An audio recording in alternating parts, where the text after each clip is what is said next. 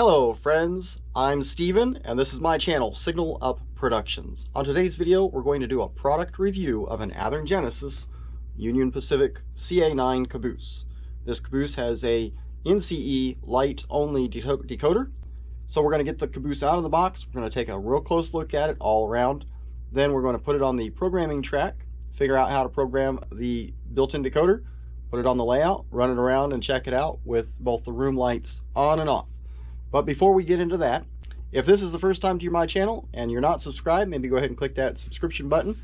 And while you're at it, click the bell icon so you get notified of all of my latest videos. At the end of this video, if it helped you out, if any of the information was of interest, go ahead and click the thumbs up and maybe share this video with your friends. So why don't we go ahead and get this Caboose out and start looking at it. Alright, this being an Athearn Genesis Caboose, comes in a typical Genesis box. So go ahead and open that up and slide the Caboose on out here. It's in a plastic sleeve. We take the holder out of the sleeve there, and we've got a pop top. Now you got to be careful because inside this packaging is a couple of poly bags. Looks like we've got some spare bearing caps for the trucks. And then the roof walks and some grab irons that'll go on the Caboose there. So we've got the pop top lid that comes right off. We're gently going to take that off and set it aside. Plastic wrap protects the body. Carefully take it out of the bottom tray there and set that aside. So just coming out of the box there, it's got a lot of detail already built in. The handrails and the steps. The trucks, the wind deflectors that are on each side of the cupola. The windows themselves look like they can open and close possibly there. Got a brake line air hose, brake wheel detail, coupler cut bar, separately applied grab irons there. We can see where we've got the holes already in the roof there for the roof walk detail. Smoke pot, what is that? Smokestack, a couple of vents there. Then we've got the lights there on the end of the cupola, and those actually light up. I'll show you that whenever we put it on the programming track. So all in all, the detail looks accurate to what I could see. I did find a photograph of the prototype Caboose on a website called Railroad Picture Archives. I was able to find this car number 906251. The most recent picture showed this Caboose was at the Cheyenne, Wyoming Roundhouse. Probably was attached to the Steam Heritage Program for use of whatever they need. So that's where the car currently sits there, is in Cheyenne, Wyoming. Probably was attached to the Steam program. The most recent picture on Railroad Picture Archives shows the car almost exactly like this, including the red bottom sill stripe. It did not have any of the updated yellow reflective tape that most modern cars have today. Let's see. It looks as though the pretty standard for Athearn. Comes with the plastic McHenry style knuckle couplers. If we look on the underside here, we've got a separately applied brake T-tail. We've got the powered pickup trucks on both ends for the DCC decoder. Now I wanted to see if we can look up close here. And we've got these bearing caps that actually roll here.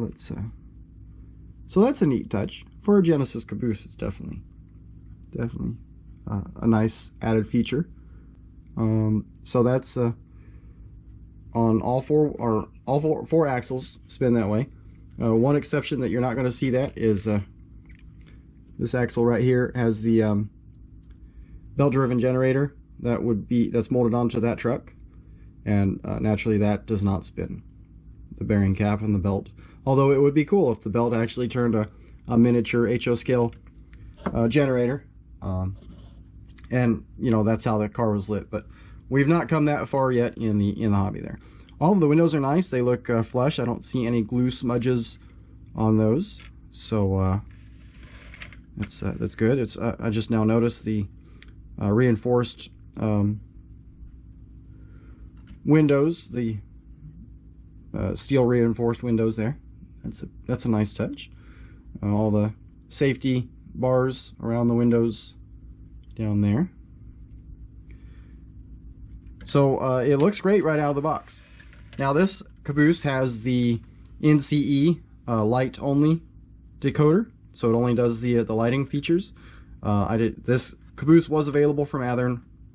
You could get it with a Tsunami SoundCar decoder. If you wanted to have the air whistle or whatever sounds, the clickety clack. I opted not for that. I've just got the one with the lights. Alright, so one other thing we're going to check while we're at it is we're going to check the JMRI gauge. So I've got my gauge right here.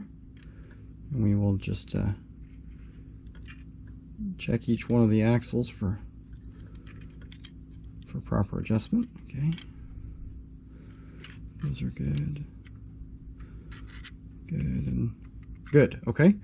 And we're also going to put it on the programming track right here. Get my camera adjusted. Put that on here. We're going to use our KD height gauge. Check the trip pin height and coupler height. Get down here low. You can see. Hopefully, you guys can see okay there on your computer monitor. But the trip pin and the coupler is accurate. Check the other side here. Looks like that's good too. Yep, the trip pin is exactly where it needs to be. The knuckle face is also exactly where it needs to be. So out of the box, the coupler height is good, and the wheel gauge is very good. So why don't we go ahead and put it on the railroad and check out what the lights look like from the factory. Alright, included in the box was a diagram and with a schematic of all the different detail parts. On the inside of that brochure was the DCC functions and how they're mapped to the different function outputs of the sound or the light only decoder. So in the instructions it says that the F0 function, if we go over here, the F0 function is mapped to the red light and it is directional. So when I change the direction on the throttle, these come out of the box with the standard address 3, as almost all decoders do from the factory. And so on address 3 it works just like that out of the box. So the 0 is for the red light, and then we have function 3 is the green light on this end of the car, and then function 4 is the green light on that end of the car. And then lastly, function 5, if we can see it here, is the interior lights. There is some interior detail, the conductor's chairs, which I don't know that we can see in there. So there's the conductor chair right there, and there's one at this end right there. So that's kind of a neat touch that there's some interior detail. There's no light in the cupola, unfortunately. That would have been nice if there was, but it's okay. In the instructions for this particular decoder, it says that function 6 turns on something, but I've not been able to ascertain that. I'm thinking that the output wasn't used on the UP maintenance Caboose. I'm going to guess there's probably another Caboose model from the factory that function 6 would have been attached to, so that's okay. I've got these lights here, so we've got the red on each end, the green on each end, and the interior lights for this particular Caboose. Now on the prototype, the lights indicate section. If we are running a first or second section train, we'd have the green light designating the end of that train, but there's other trains following behind it, and then we would have the red light for the final section, so that any opposing trains in the siding would know that it was clear to pull out on the main and go the opposite direction.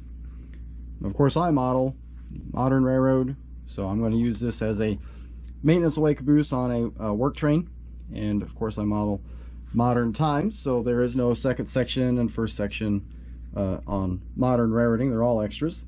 So I will just need the red light on the tail of the train to designate the end of the train. However, I don't want it to be directional. I want it to, once it's on, I want it to be on, so that as I am, if I consist this caboose with a locomotive, it's not changing the red light whenever I am moving the direction of the locomotive forward or backwards. I want it to just always be on whichever way is the rear, so I will function map that. We'll go ahead and jump on JMRI now on the programming track and show you how to do that.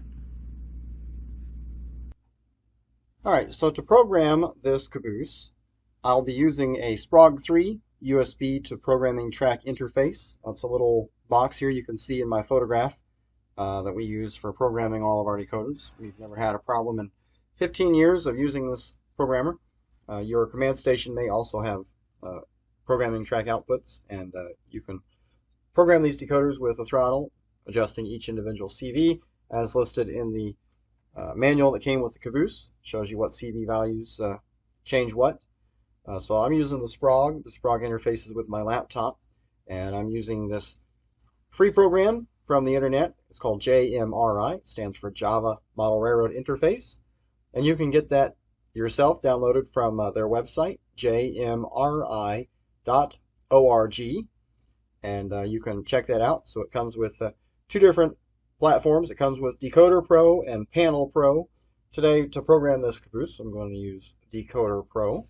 So I got that called up here, and you can check out all of this stuff through the online help utility that's on there. You can go to the window help and find out more about how to use Decoder Pro. You can just see me do it today. We're going to click on New Loco. I've already got this set up for my device there, my Sprague. If you've never used a Sprague, you may have to follow the instructions on how to configure that with your laptop using the right drivers and going into the preference menu on JMRI and telling it what COM port to use, all of those things. So this is assuming you are already set up to use Decoder Pro. And we go to New Loco. We're going to read type from decoder, and it's going to come up as long as you've got the latest definitions, the latest version of Decoder Pro on your computer. The definition should already be there for the Genesis Caboose right there, so it's highlighted. So we're going to open the comprehensive programmer, and we can see that the only thing we can really adjust is the address on the basic tab and the lights in the lights tab. So we're going to adjust both of those, but the first thing we're going to do is we're going to read it to make sure that it's communicating with our programming track. So we're going to read that, and we can see that it's reading all of our CV values for the basic tab there, and that shows the factory default address of 3. So we're going to change that. The caboose number that I got is 906251, and I don't like to have anything on address 3 when we're actually using it on the layout, so in case somebody is testing a brand new locomotive. So I'm going to change that to a different address, and I think that I'll just abbreviate the address using the last 3 numbers of the caboose, 251. So that's a long address, 4-digit address.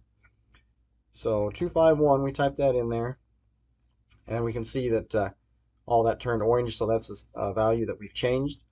And we can write changes on the sheet. You can see there it's writing those CVs, and now it says it's okay. So we have changed the address of the caboose to 251. Now let's figure out the lights. Like I said, I don't want the red tail light to be directional. I want it to be independently controlled, so I can turn on and off whichever direction it is. So first thing I'm going to do is I'm going to read the full sheet and see what we have here.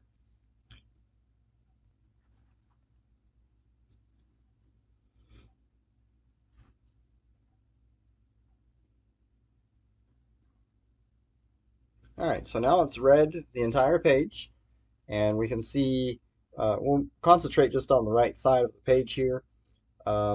Function output. So function 5 does our interior lights, and it's set to work both directions. It's just a standard on-off output. Yeah, we don't need to change that for any reason.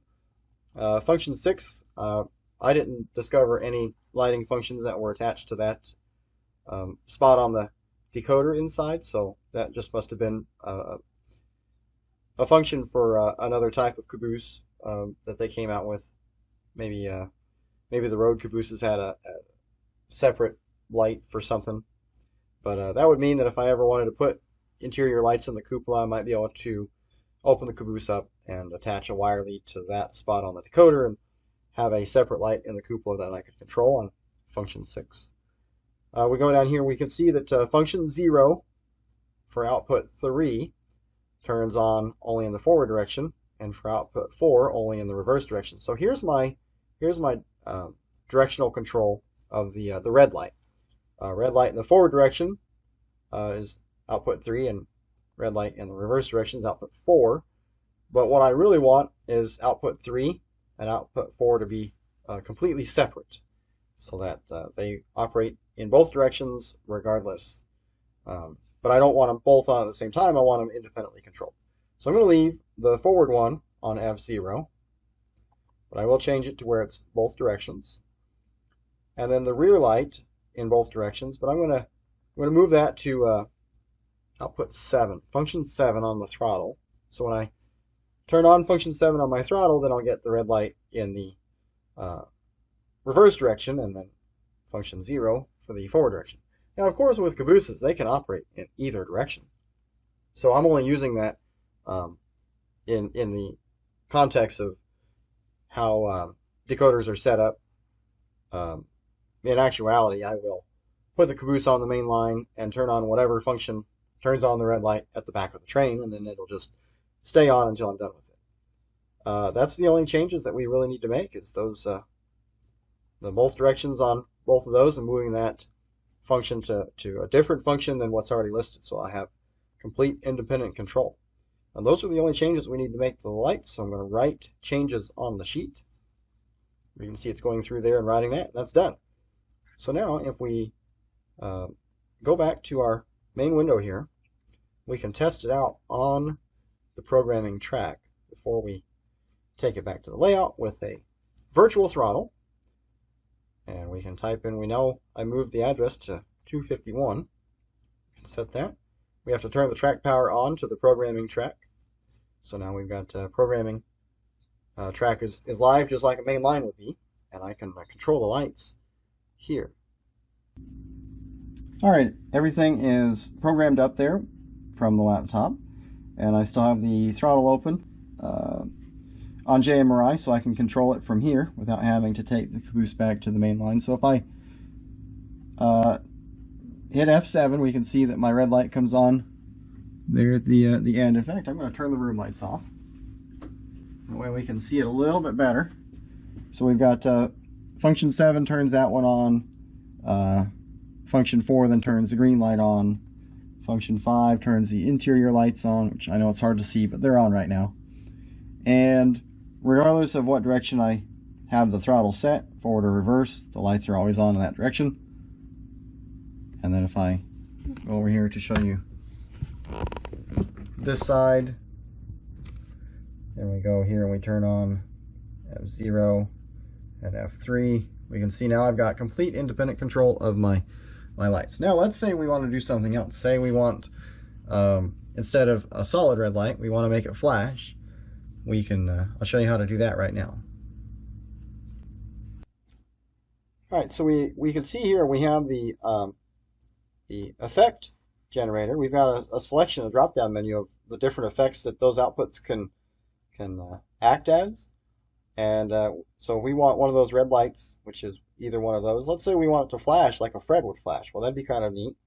So we'll make one of them do that. We'll make that one do that. That's all we have to do.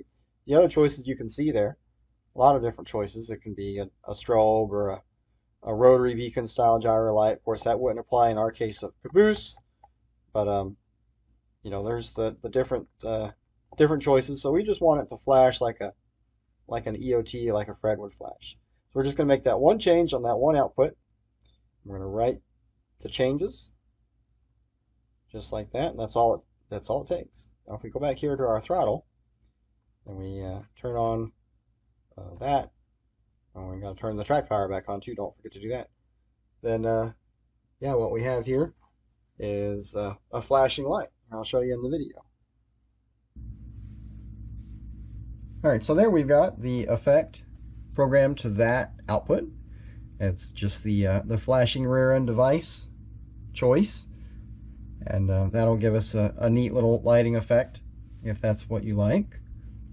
So we've just got that programmed on that one output. If we come up here to the other side and we turn on this function, because they're independent now, then we can see that that is just a solid red light, whereas the other one flashes. So you can make just one flash.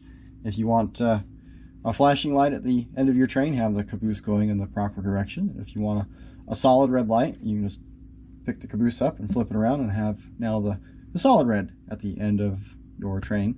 So we're going to go put that on the main line. We're going to hook it onto a locomotive and run it around the layout a little bit, get some video of it in operation. Alright, so I've got me a little work train here. We're going to say we've got a work extra. It's going to take this empty gondola out to where some ties were being replaced. Then we've got the old junk ties. They're going to load it into the gondola. So we've got our maintenance away caboose now. That's what we're going to use this caboose for, is maintenance away. And I've got it called up on my throttle here, address number 251. So I'm going to go ahead and turn on the rear flashing light. And just because I like lights, we're just going to have the green light on too, because I feel like it. It's my railroad, it's all make-believe, and the points don't matter. So on your railroad, you do whatever you want. I'm going to go ahead and turn on the interior lights, so when we turn the room lights off later, we can see that really nice. So now that I've got it all called up there, I'm going to just clear that off my throttle. I'm going to call up my engine number here, 574, and got that. Make sure, yep, all running good there. Turn the headlights and the ditch lights on there. We're going to go ahead and turn on our RCL strobes, since I'm radio controlled today. And go ahead and take this caboose for a spin around the layout.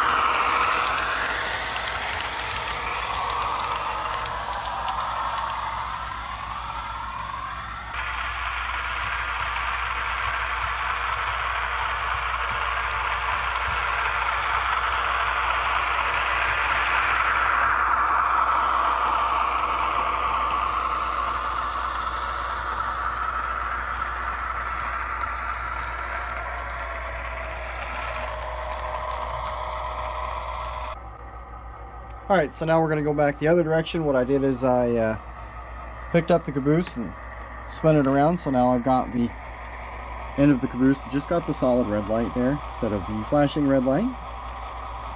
Just picked up the caboose and just spun it around so we could do that.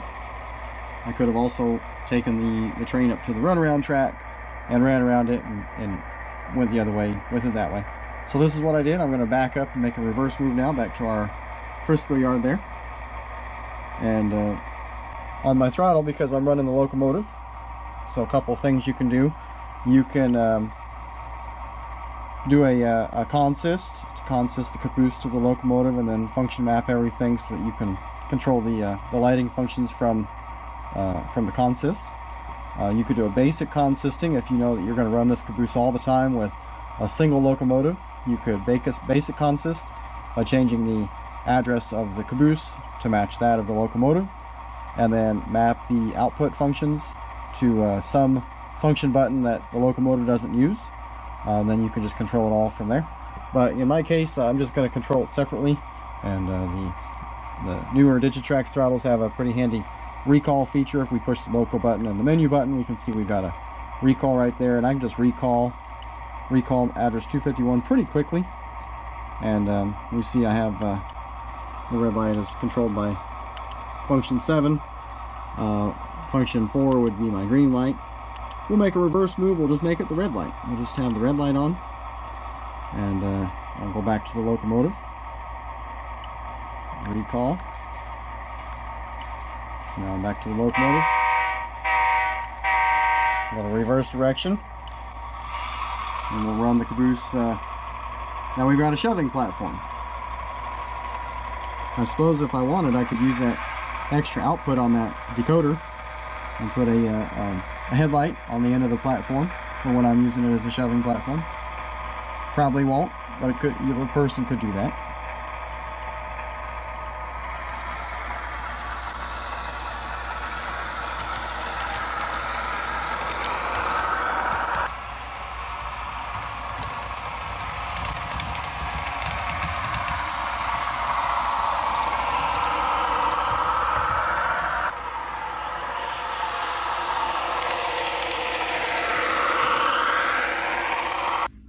Okay, so that was a look at the new Athearn Genesis Union Pacific CA-9 caboose that just came to hobby shops about a week or so ago. A couple of us in the group were able to order a few, and so we're all so far pretty happy with them. I thought I'd give you guys an up-close look at this one and how it was out of the box. Overall, I'm very happy with it. I was a little surprised that the roof walk and stuff came in a separate bag. I'm gonna have to put those on. No big deal, and I understand why they did it, because they probably did, you know, for an expensive caboose like this, lots of detail. It's easy to have some of that detail damage from the factory, so better safe than sorry. It doesn't look like it's going to be that hard to put those on. I'll get to that next. I'll probably put some weathering on it, and you know, more than likely, personal preference of mine is I prefer KD couplers, so I'll take the plastic couplers off and put the KD scale head couplers on there, the 158s with the whisker springs there. So we're going to do that and get this layout, or get this caboose on the layout. So anyways, thanks for watching, guys. Be sure and share this video with your friends. Got any comments or questions, ask them down below, and we'll see you on the next video. Alright, I wanted to show you guys real quick what it looks like with the roof walk on there and the grab irons on there versus not. The photograph on the internet was in the mid-2000s, and this caboose currently did not have the roof walk or the grab irons on the roof for safety reasons. Nobody needs to be on the roof, I suppose. But I thought I like it cooler. I think it looks cooler with the walkways on there, so I'm going to go ahead and attach that. But the poly bag had several little bits here, and it wasn't very well explained in the manual, the diagram, how they went on. But this bit here has some pins in the bottom, and some of those pins are bent at an angle right there. Hopefully you guys can see that. And that lines up there at the end of the caboose and goes down in those holes flat like that. That supports the grating. So once that gets on there,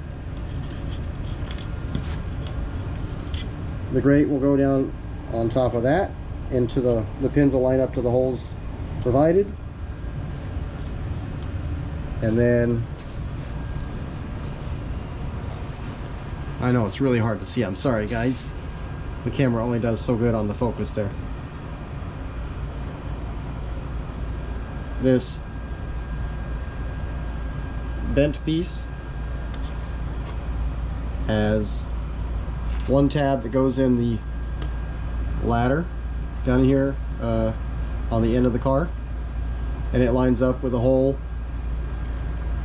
on one of those. You can see those holes in the grate right there. One of those lines up with that. Then this tiny little bit is a stanchion that goes on that, also into one of those holes. And lastly, the U-shaped bit here also has a little nub on the end there that goes into the hole at the end of the ladder at the end of the car and goes up in that third hole right there in the middle of the grate, as you can see. Use a very small amount of CA or super glue or something like that, a very small amount, maybe a micro brush or a tip of a toothpick, to make sure you only get the slightest little amount on the tips of those parts and pieces, so that there's no glue that or any kind of white hazing that comes up because of that. If you don't want to put those on, again, the car is appropriate to not have those on there if you're modeling the modern era. Lastly, there's 4 little step lights that were in that poly bag, 4 of them, and let's see if we can see the hole for it on the camera. There's a hole right there at the top edge of the roof, right on the side of the roof line there. Very small hole. Probably is going to need a tip of an X-Acto blade to open the hole up a little bit. I tried to press that detail part in there by hand, and it was not going to go in that hole the way it is. So tip of an X-Acto knife, open that hole up a little bit, a very small amount of CA glue on the tip of that detail, that step light, and then it should slide into the hole there. There's 4 of them, one on each corner of the caboose there. And those are all the detail parts in the poly bag, and then your caboose is completely assembled.